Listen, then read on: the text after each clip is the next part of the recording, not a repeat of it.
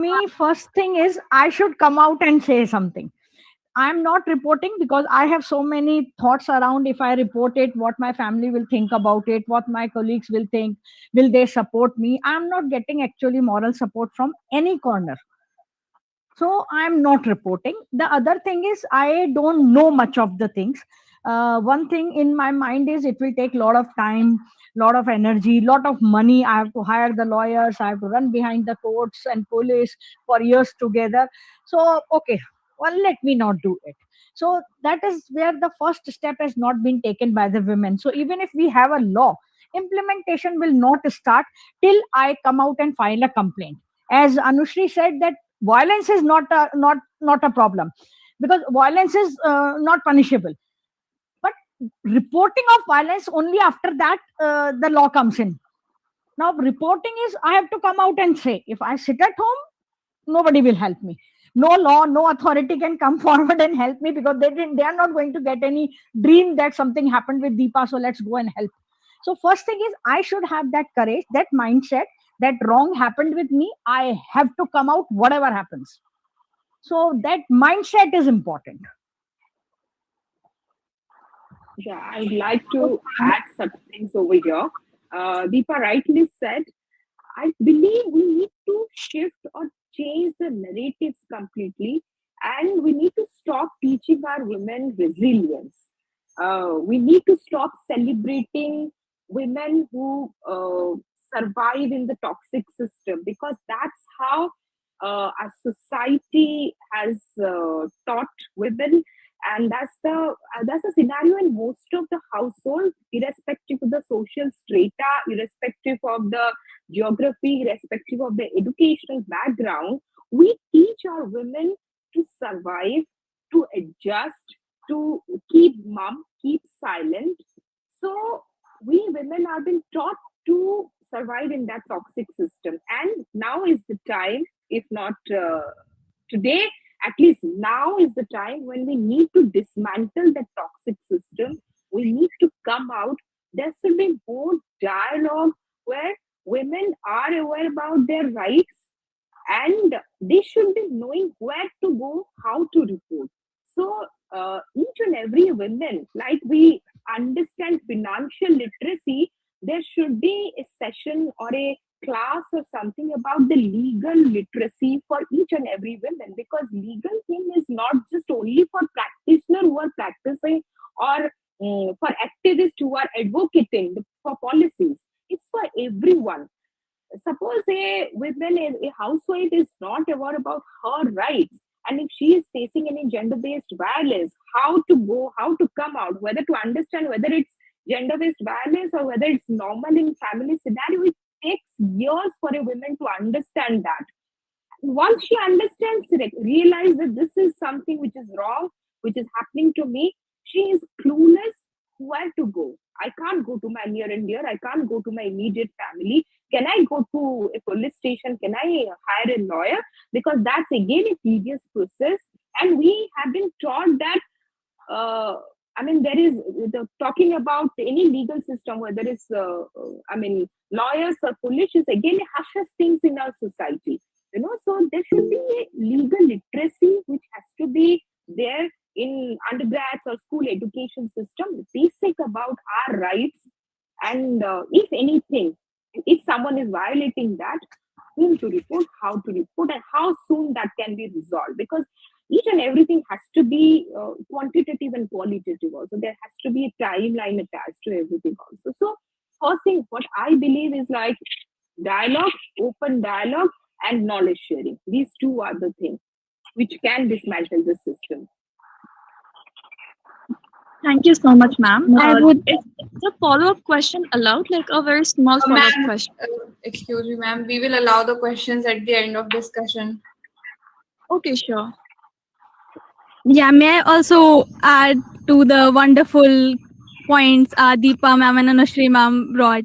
So I really agree that how firstly it is the silence that I think that is inside me that is normalized, and we really celebrate women as the Tyag ki Devi and the one who has suffered and the one who is resilient.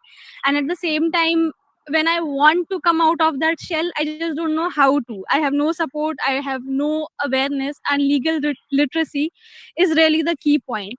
And another thing that I would want to add, that I believe it was a part of Miss Javed's question regarding how other women also become a part of the problem. So, firstly, I think that it is one kind of narrative to think one woman versus other women, because if we see it holistically, it is as good as I am forced to stay silent about my experience, that the other women are forced to stay the silent witnesses, because this is how everybody would believe that the structure of the institution wherever somebody is working, be it a family, be it a workplace, because this is how the networking would work. If I speak against this one guy who is like a powerful guy, and I'm seeing that my colleague or me myself am getting affected or getting sexually harassed, I just know that it would affect my career, and I would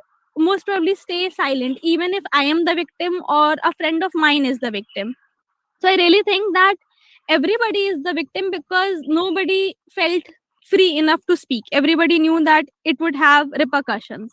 And that is really because, once again, firstly, there is no legal literacy to tell that moral and legal support that, my dear sister, my dear daughter, you are there, you can speak what has happened to you, you own your reality, you are the center of your narrative, and if you go for this, no repercussions would be taken against you. Like, I remember when the Me Too movement started, everybody, and even in cases of Posh, everybody is afraid, will our defamation case be against me? Should I speak out my experience? Should I really, would I be safe?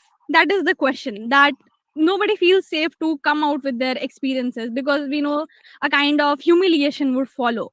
So I really think that that kind of legal literacy and sensitization has to be there with both the parties, and this is how the division becomes, that my co-workers, they could have supported me but they didn't, but the point was that even I couldn't support myself and even they can't support myself. So we have to look beyond this othering and believe that how the flaws are in the structure, and how this kind of dangerous narratives that are patriarchal inherently are forming the structure. Thank you, ma'am. Let's on to this point with a very basic routings of a feministic jurisprudence, as already highlighted by my co-colleagues over here. कि yes, posh compliances are made, but I want to quote this जो feministic jurisprudence Catherine McKinnon, वो बोलती है like कि are we making a law as a tool or we just finding a way to manage the complaints when it is coming about posh? मतलब कितनी posh के cases solve हो रहे हैं? Coming on to another point, what we really understand, are we only dealing with the gender biases? But I think कि पहले के ज़माने में at least we have the gender biases, but today we are facing lots of biases, whether it is status bias, whether it is identity bias, whether any other kind of bias, and किस तरीके से conditioning होके women are actually facing this world. And so I really want to talk about how the conditioning is done of a woman when we really say कि are we supporting our colleagues अगर कुछ हो रहा है तो, why are we questioning the authority, because we don't ourselves want to take any accountability of what is actually happening with the women. There's this book by Simon D. Bureau, and he says in his book, this is the second sex, and I really recommend that everyone should read it, because being a woman, the sensitization really matters. When we talk about sensitization, what we actually infer is who owns accountability. And I really think we ourselves own accountability, even if we see in the workplaces today, concerning our topics of women work and place today, what we actually see workplaces as. And I really think among us as well, when we being a women, we really consider that we really want a beneficial status in our workplaces. That is a beneficial kindliness we infer and accept from our boss or from our seniors. And why is it so? That is why I say that gender biases exist, but the thing which actually exists is the status inequality. And I think we as a women are accepting it. And we need to first highlight and ignore this particular point, that we are not looking for the gender biases. We are not looking for the particular that it is a male or it is a female, that males who come treat karna hai, females who zyada treat karna hai. It is not something, and that is what feministic jurisprudence is. And I really want to highlight the exact meaning. Ki patriarchy mein we say that it is a male dominance over a female, but in feminist we say that females and men both are equal. And I say ki in India, specifically in India, we see in most of the workplaces, like this is from my personal own experience when I see women expect that we need a very beneficial treatment from our seniors. And this is because how we have been conditioned from our childhood. So yeah, I really think that we first need to change our perspectives. We need to look on our mindsets, and I really infer that law is a tool. And again, this is Catherine McKinnon says that laws are made not just to find the remedy. These are made just to manage the complaints which are coming from different cases or conflicts which are arising out in our country. So. Thank you, ma'am. Now, I would like to one more question from Sneha, ma'am. How can young women, especially those new to workplaces or without strong networks, protect their rights and raise their voice without fear of retaliation?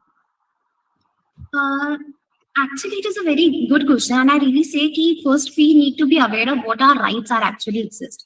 And I understand, and I am like myself believe that particularly कि हम सबको नहीं पता है what we actually rights have, हम लोग के पास क्या क्या rights है. So the first thing is we should be aware what rights we actually have.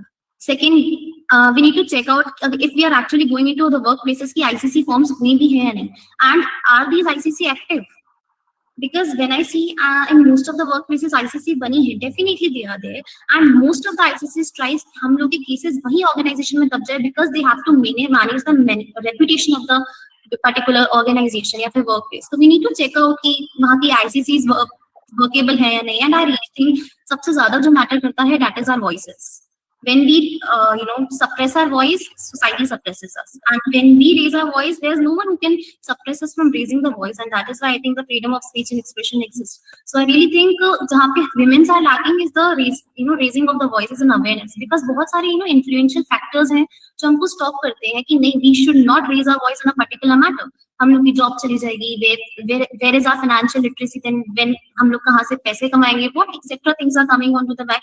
So I really think कि factors matters, and there are several factors. Society क्या बोलेगी, family क्या बोलेगी, authority leadership मिलेगी नहीं मिलेगी, काम मिलेगा नहीं मिलेगा, and several of those things. So I really think कि fear exists and voices suppress.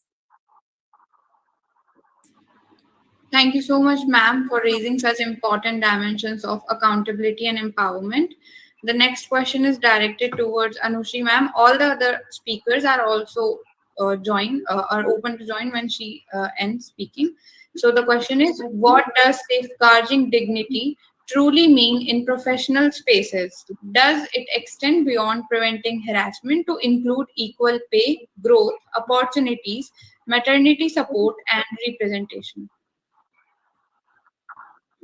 Thanks, Sania. This is a beautiful question, because I think till now most of our discussion is going around posh, but we need to understand dignity of women in a workspace is beyond posh.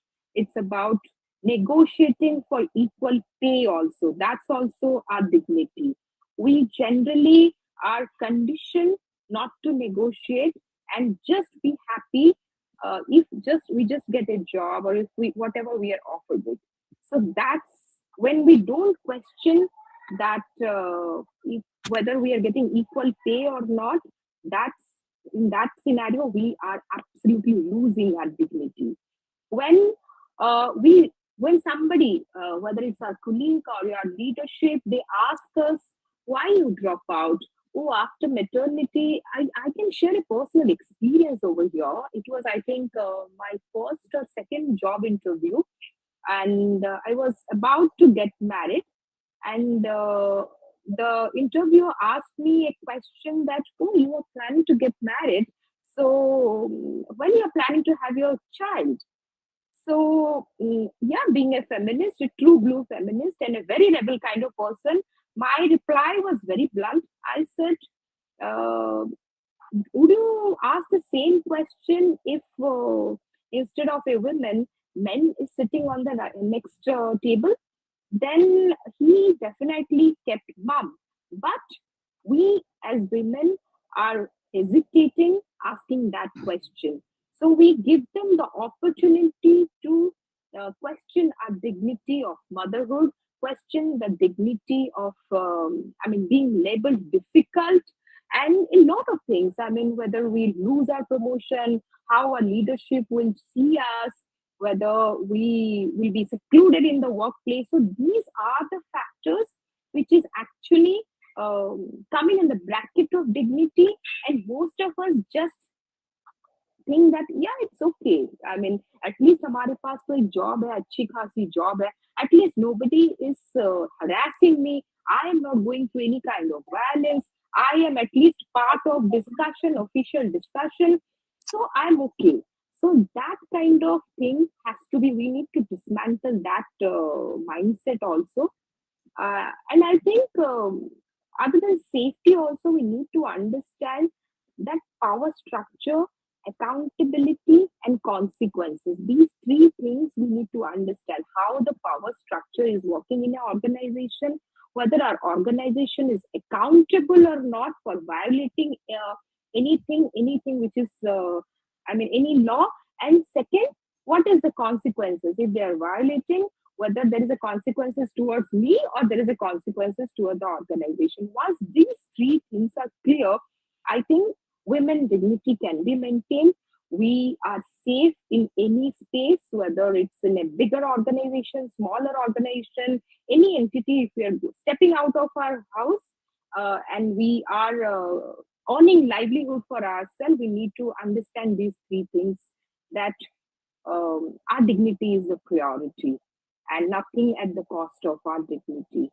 I might not love Tom as a rebel, but if that is the equation with dignity, then I'll prefer getting my dignity first. So that thing has to be there in the mind of each and every woman who is stepping out of our home. Yeah, I think I have answered your question, Sania. I think if I can say something, sorry, I joined a little late. Anushri, I've been listening to you and it makes a lot of sense. And we should be, can I speak first? Sorry, if the decorum says so. Sure, Mugdha, why don't you? Thank you so much.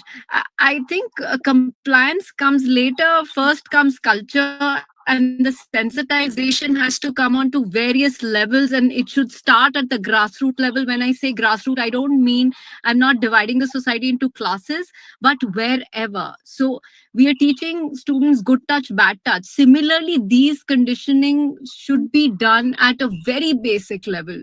Within the household, even the mothers and the grandmothers should be knowing that this should be talked about and not be strong enough to, it's okay, because adaptability is one thing that we are supposed to have. It's a skill set, and you rightly mentioned before in one of the I think questions.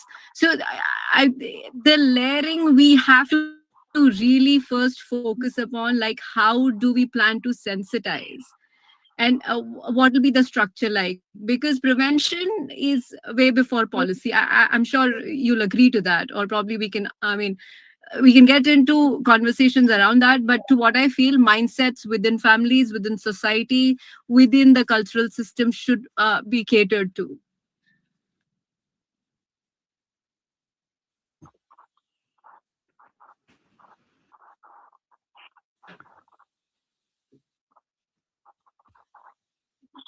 Yeah, I'm done. Sorry. I think maybe my connection is a bit weak. Yeah, If I Thank could quickly just add something. Yes, ma'am, please. Yeah. So, really, this is quite noteworthy that before Mugdha spoke anything, she definitely took permission. But I think that had a man been there, he wouldn't have asked to take up that space. So this is something that is conditioned with us, that we have to take that space, and we really feel sometimes like apologetic, sometimes like seeking that validation, sometimes that support, because deep within us, we all are conditioned that maybe this space doesn't belong to me, but we really have to tell ourselves, affirm ourselves, that this world belongs to us. We are the goddesses of fertility, wisdom, wealth, everything, and we got this. So yeah, definitely, please continue. Okay, moving forward, the next question is for Surbhi ma'am. In today's hybrid and AI-driven workspaces, what reforms or updates are needed in workplace laws and POSH mechanisms? Yeah, certainly. That's a very brilliant question. And I would connect it to previous discussions also that we were having. So, definitely with POSH and internet and AI, like we need to have some legal regulations to be updated that workspaces would include internet workspaces. And regarding AI, I think AI definitely lacks certain data ethics, and also that the experiences of what we as women will have would always be intersectional. It would definitely be about a lot of identities we are carrying within us. So I think it is very noteworthy that the kind of discrimination that is propagated with AI, like this was one study by uh, UN, that if you would search world leaders, AI would generate or give you searches based on men leaders, because what is happening with machine learning, it is being trained on that kind of data, and it is also propagating that data. And another case was there, not a case law, a case study kind of. It was with Amazon, like in 2018 they were recruiting some for some vacancies, and they used AI to shortlist the resumes of the candidates. And what AI was doing, that it was automatically rejecting the women candidates, because its machine learning LLM has been trained that women are not in these STEM uh, uh, positions. So certainly about data training with AI, and I think that this question has very vast dimensions with internet and with AI, because with AI the black box model, the data training, and that discrimination would need another set of accountability. And with internet, when we talk about cyber security, cyber stalking, and bullying and sexual harassment, like recently this was happening on Twitter, that Grok was generating sexual images of women and children without consent, obviously. So a lot things revolve around consent, data privacy, and our ownership over our own narratives. Like if somebody can randomly take a picture of mine and create a non-consensual pornography, so definitely pornography, creating a non-consensual pornography, even if you are creating by hand drawings, it is violating me. But now it is much more easier with AI, and the scope of it is very vast. So definitely a lot of legal regulations on this have to be there, uh, regarding how it works, how it is there in the public, uh, and how it is collecting data. So yeah, if anybody would want to add. Yes, actually, I want to add here. Like, I'm very curious to tell you all about this particular fact. It is happening. I believe that you all might have heard about dark web. Basically, it is something where like ऐसे games खेले जाते हैं which are 18 plus. Okay, so there's this AI. It has developed a woman which is completely nude, and it is again done by a man. And there's this rape happening of a robot woman. So this is something, I think this is the ideology, and where I feel about a women, or when it is coming on a point of a rape, it is not something about power, and I really think it is about desire. And when anyone have to do, so this is actually what people are using AI for. They are creating a women by an AI, and they are just raping it on a dark web, that is online platform. So this is something ki jahan we cannot stop the 20% things which are happening here. Comes the next level that is happening in an AI mode. So it's really threatening. It's really dangerous to see like what actually the progressive society is moving towards. So this is something I was just wanted to share, actually happening in recent times, and this is actually disheartening. That was really disheartening to know about how dark web is also included. But I really think that rape is definitely about power and how power dynamics are. So I have a little idea about so please continue. Sure. I would just like to add on the legal position on it. When we talk about internet or maybe all whatever online things are, including AI, it is not restricted to workplace only. It goes beyond. It happens with me at home or maybe outside, anywhere, not at the workplace only. Therefore, the cyber law in India, the Information Technology Act, is very much there, and there are subsequent regulations under the IT Act. They are being introduced by the government. Very recently, a new code has been introduced by the government, made applicable from 20th of February, that is for information technology intermediary guidelines and digital media ethics code. 2026, it has been made applicable from 20th of February 26, just a week back it has been made applicable, and that takes care of all synthetically generated images, that is all the images, as Sneha said, through AI, of me or my children or anyone for that matter, and use of those images wrongly for pornography or for any other thing. This code is now in force, and we can definitely go ahead and file a police complaint. And once you file a complaint, within a time of maximum 3 hours, all the images, all the data about that is bound to be removed from a particular platform, whatever the platform is, and that those platforms are being made responsible. And in every such image, these platforms are bound to specify over the image that this is AI generated image and not the my actual image or anyone's for that matter. So I agree, POSH Act, there is no amendment as such, but general law of IT is taking care of all these things. The only thing is we have to connect it when we are sitting for a particular inquiry or looking into a particular matter. But yes, it is there. Very true, ma'am. Even I was reading about this particular update which came like in the recent, readings which I was doing. And even I completely agree with this. But you know what thinks me, like maybe you may find me a very critique person on this matter or extra feminist, but actually I really feel that implementations lacks everywhere whenever it comes to it. It is there. No doubt in that. And when I talk about the synthetically, AI generated, definitely the law is coming. I consider it, but I really don't believe in the laws which are coming on. That I really think they are coming to manage the complaints coming off. And I completely understand that those images, whatever are circulated, they are going to be definitely deleted.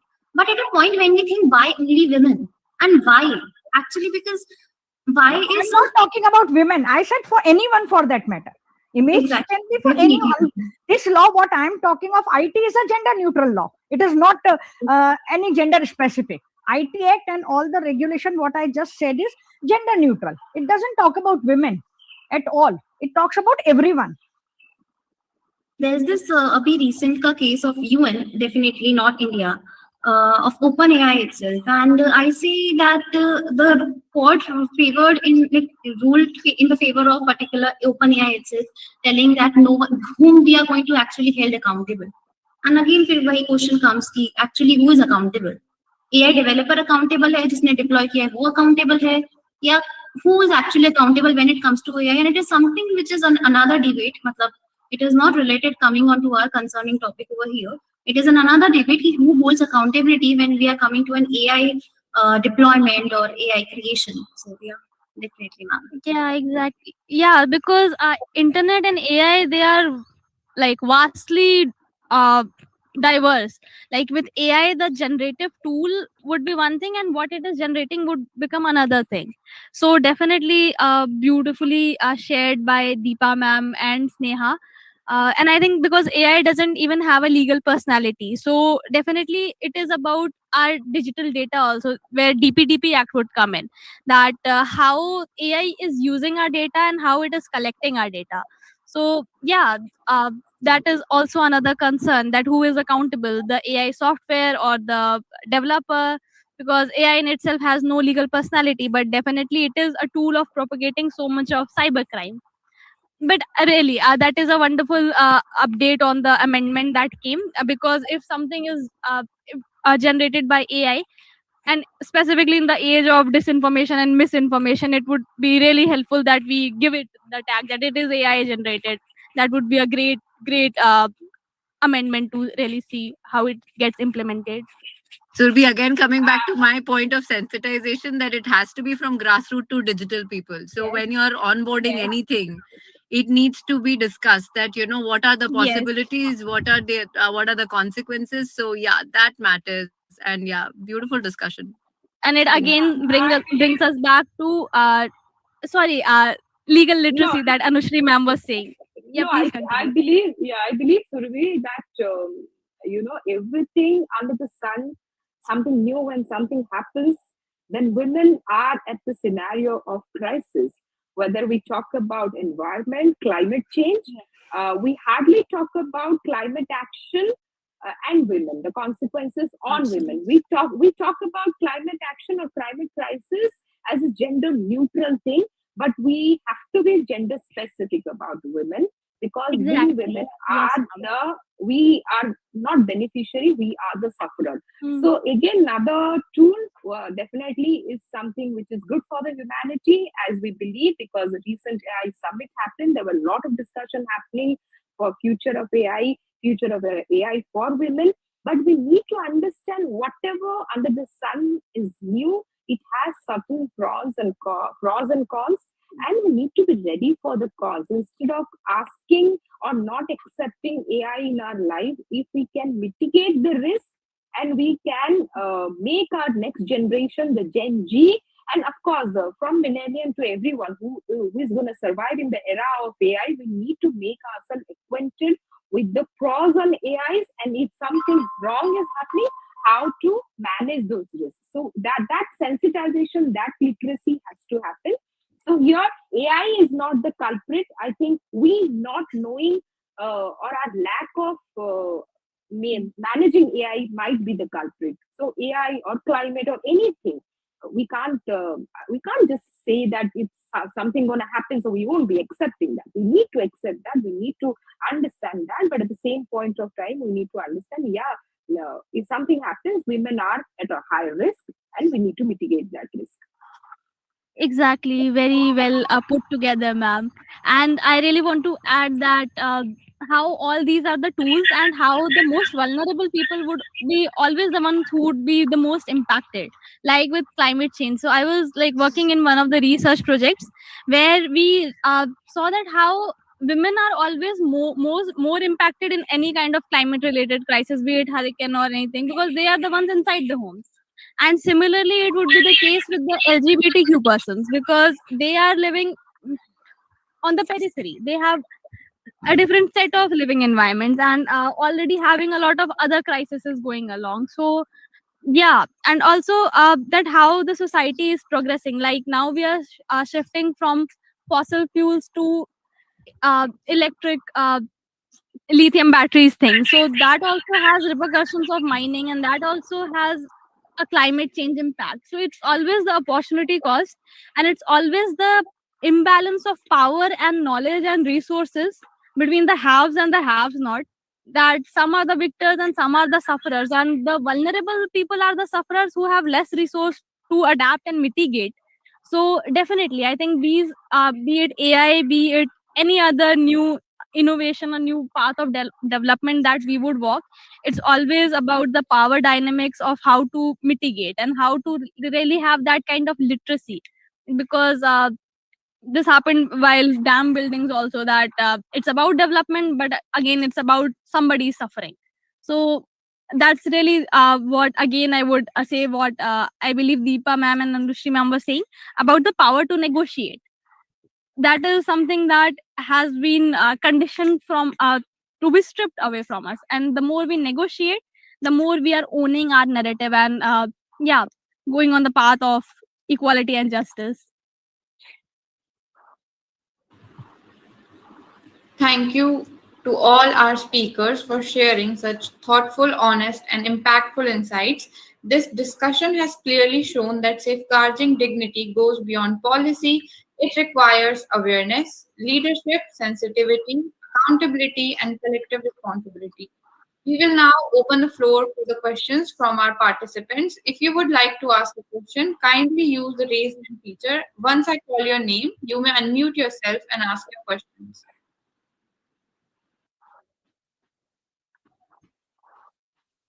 Sandhya ma'am, you can go. Hello, ma'am. As you all were talking about POS Act, I wanted to know about how does these things works in institutions. Currently, I'm in a central university, and one of our classmates have filed complaint under POS Act, but there are no response. So I wanted to know how we can help her. It is a higher education institute, Sandhya? Yes, ma'am. I'm BLLB student. Okay, currently. it's a UGC affiliated college. Yes, ma'am. Okay, so there are separate UGC regulations on POSH so far as on the all UGC affiliated colleges, and if after filing the complaint, your committee is not responding, nothing is happening, I would suggest you to file a complaint on SheBox. That's the Government of India, Ministry of Women and Child Development has provided the online platform for every one of us to file the complaint of sexual harassment. File the complaint there. If the college is not responding, authorities are not responding, ministry will take care of them, and your complaint will also be looked into. Or Thank you, ma'am. if you are not okay that, you can go to your local state women commission also. That is also online available. National Commission of Women is available. File complaint to all these authorities. It will be taken care of. Ma'am, thank you, ma'am. There was a one question I wanted to ask.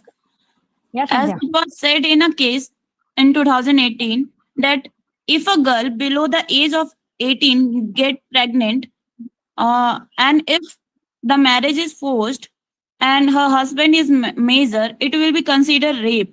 How does these things works for now?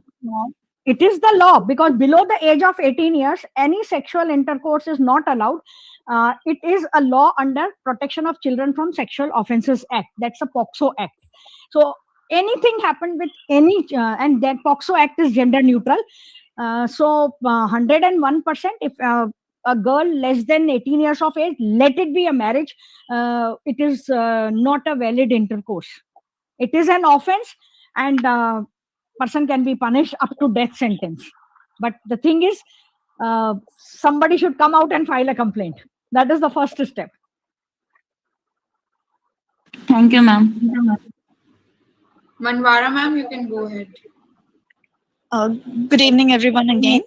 And I have this question that when we are talking about the POSH Acts, it's in the formal sector of working, right?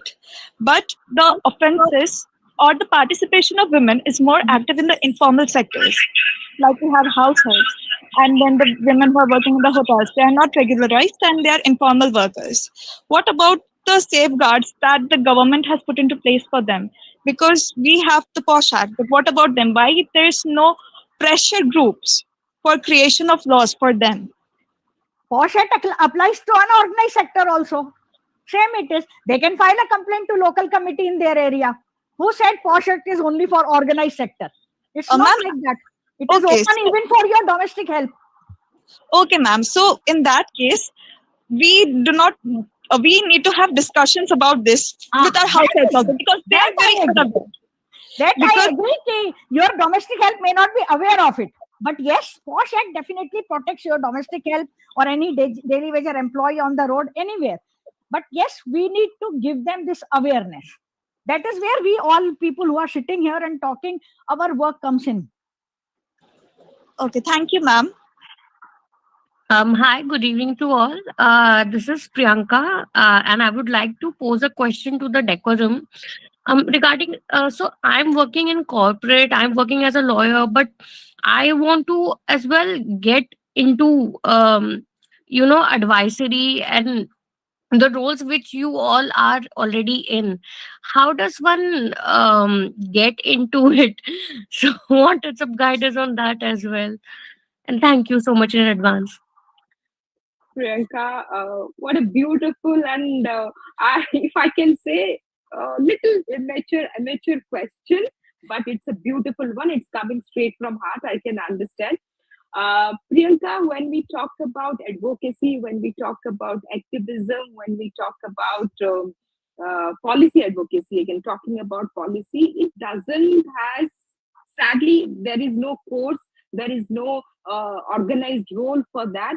And the dialogue which we are having also, there is hardly any forum where we can have this kind of dialogue. So if you are passionate about advocating, if you are passionate about working in grassroots or maybe in public space or in development sector, you need to align to the like-minded people. That's the first thing. You need to start finding forums where this kind of discussions are happening, maybe in your locality, maybe in your city, maybe in national level. You need to make your presence felt, and you need to make your voice heard.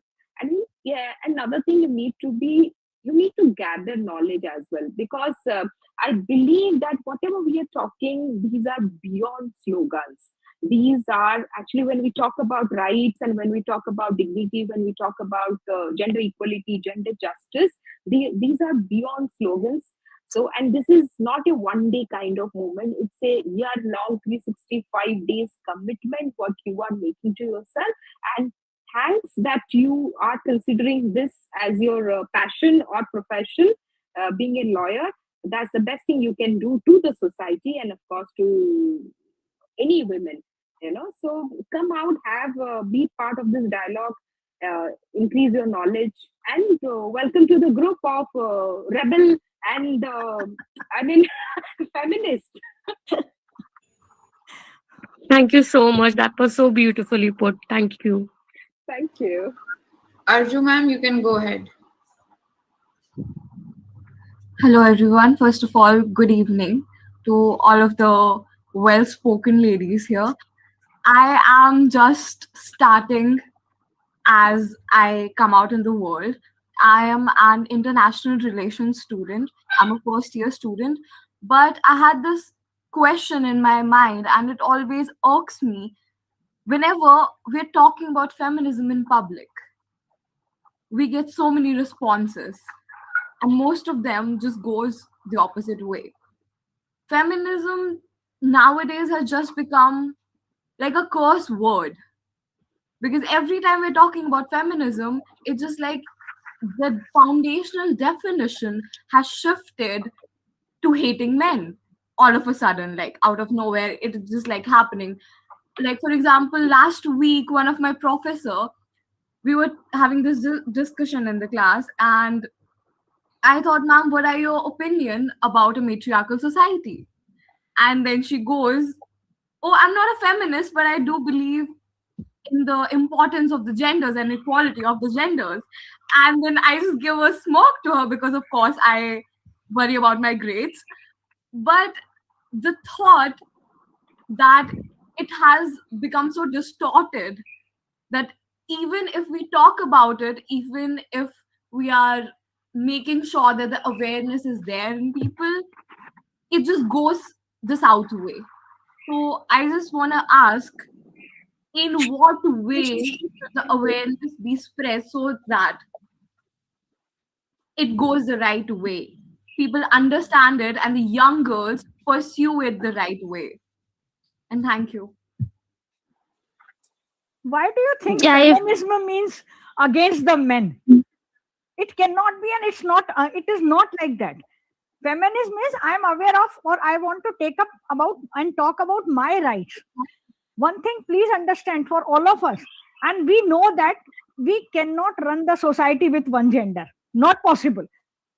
You do whatever feminism, but all women in the society cannot run it further.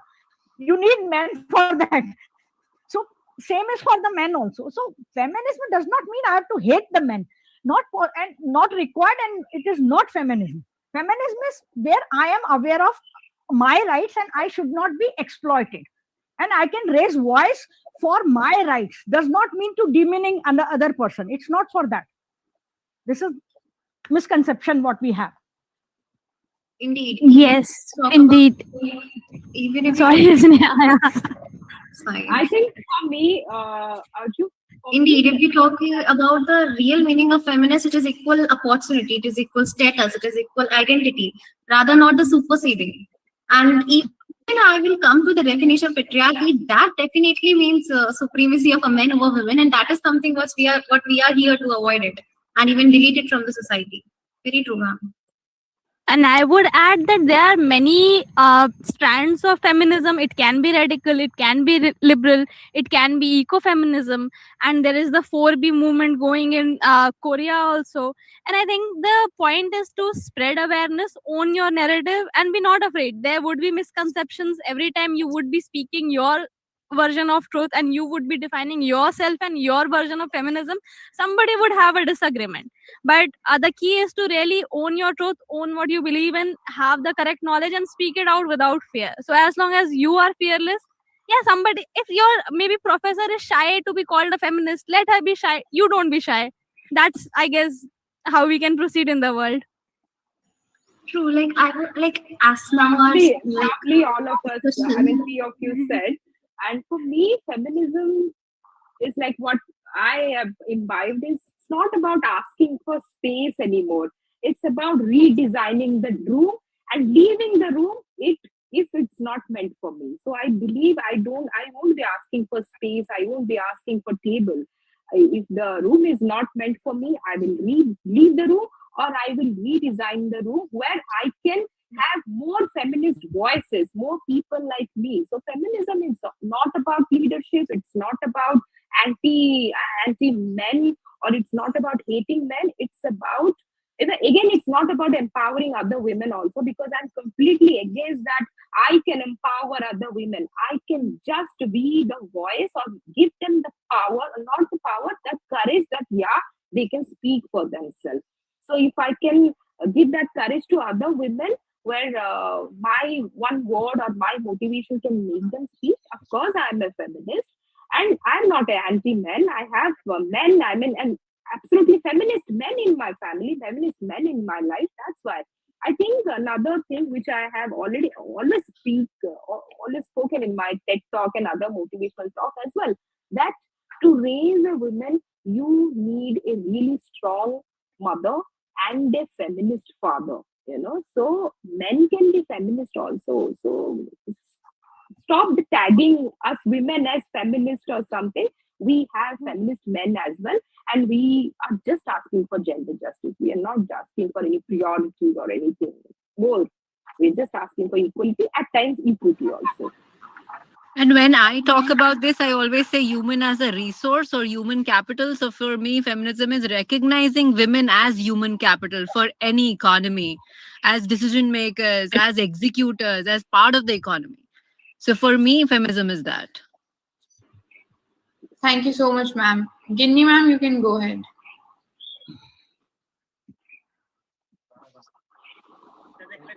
Good evening, everybody. My question to the panelists is POSH Act gender neutral or not? No, it is not.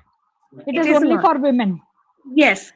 Actually, why I asked this question, actually what happened just last day only, it might be, I think you must watch, everybody. There is a new movie which has been released on Netflix, Accused.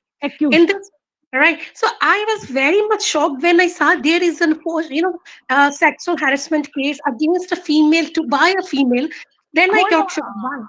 There is a difference what you said. POSH Act is only for women, means the victim should be women. It does not specify the gender of the harasser. The harasser can be anyone. A woman can be sexually harassed by a man, by a woman, or by a third gender. So it is for women. When we say it is, the name of the law is like that, the sexual harassment of women at workplace, means victim should be women, not the harasser. Harasser can be anyone. Women to women also, it comes under POSH. Okay, so that was something which I was totally unaware. Thank you. Then let me ask one more thing regarding this only. If a transgender say that I get harassed, then what we say? There is a separate law for transgender, Protection of Rights of Transgender Act. They can file a complaint there. Okay, so means POSH Act has nothing to do with the transgenders, right? No. Oh, okay, ma'am. Thank you very much. Thank you. Any other speaker would like to add anything?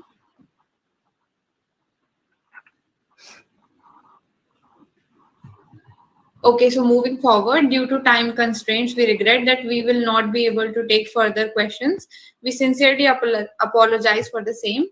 Before we conclude, I request everyone to kindly switch on their cameras if possible for a quick group screenshot to capture this meaningful session together.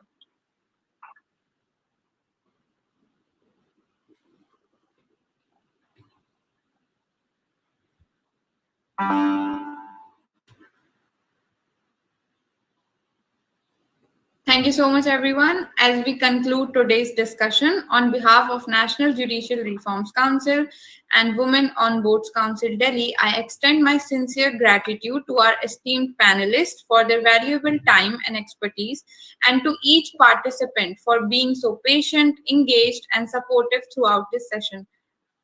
Before we close, I would also like to inform all the participants that certificates of participation will be shared shortly.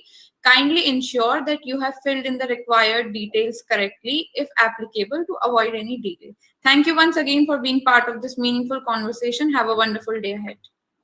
Thank you, guys. It was lovely meeting you. Thank you all. Thank you. Thank you so much. Thank you so much. Thank you, everyone. Thank you. Bye.